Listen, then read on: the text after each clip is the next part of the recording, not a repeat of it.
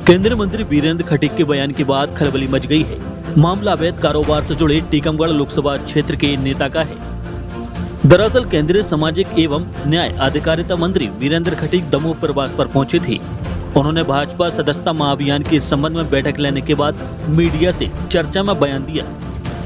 दरअसल कांग्रेस सरकार में जनसंपर्क मंत्री रहे मानवेंद्र सिंह टीकमगढ़ संसदीय क्षेत्र से आते हैं। कांग्रेस की सरकार जाने के बाद कांग्रेस नेताओं से किसी बात पर खफा होकर उन्होंने भाजपा ज्वाइन कर ली थी, लेकिन अब वह भाजपा के सांसद और केंद्रीय मंत्री वीरेंद्र खटीक से भी नाराज हो गए हैं।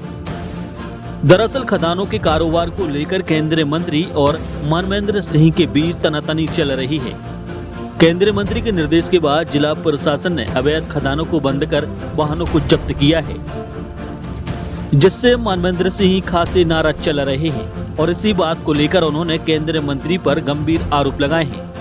केंद्रीय मंत्री ने कहा है कि आरोप लगाने वालों को कौन रोक सकता है, लेकिन मैं आरोप लगाने वालों से पूछना चाहता हूं कि वह पहले भाजपा की विचारधारा को तो समझ लें।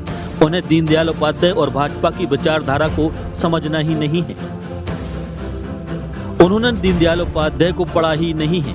केंद्रीय मंत्री ने कहा कि मैं उन्हें और उनके पूरे परिवार को चुनौती देता हूं कि यदि मैं गलत हूं, जो भी सजा दें उसके लिए मैं तैयार हूं।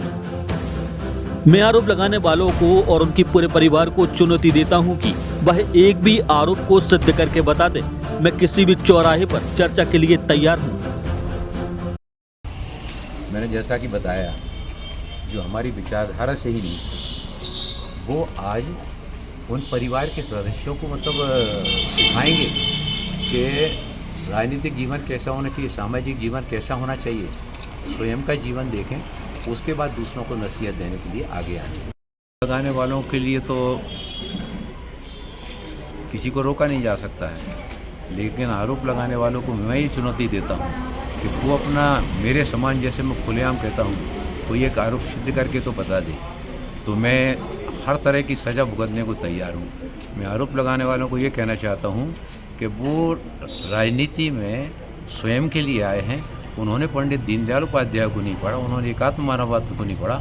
हम तो उनके परिवार से जिस चौराहे पे कहें, हम उस पर हम चर्चा करने को, संवाद करने को तैयार हैं। आइए, पहले आप एकात्म मानववाद को समझिए, पंडित दीनदयाल उपाध्याय जी को समझिए कि जिस पूंजीवाद और साम्यवाद के विरुद्ध उन्होंने एकात्म मानववाद की कल्पना की थी, और एक बनने का बहस तो हमसे कर लें, फिर उसके बाद आरोप लगाएं। हमारा तो जीवन जो है ना, वो खुली किताब है। 29 वर्ष हो गए, 29 वर्षों में 4 बार मैं सागर से रहा, चौथी बार वहाँ से। एक व्यक्ति को तकलीफ केवल इस कारण से हो रही है कि वहाँ पर जो अवैध कारोबार चल रहे हैं, उन अवैध कारोबारों के लिए मैंने प्रशासन को स्ट्रिक्टली जब मैंने रोकने का प्रशासन को आदेश दिए, उससे बिल बिलाकर तड़फड़ा कर जो है ये इस तरह के अनर्गल आरोप लगाया जाता है। तो एक व्यक्ति को नहीं, तो मैं तो पूरे खानदान को चुनौती देता हूँ, पूरे खानदान को, कि पूरा खानदान और उनके जितने रिश्तेदार हैं एक आरोप सिद्ध करके बता दें। और इसके बाद अब छेड़ा है बर्रैया के छत्ते में हाथ डाला है, तो फिर आरोप लगाने वालों को फिर उसके लिए तैयार भी रहना चाहिए।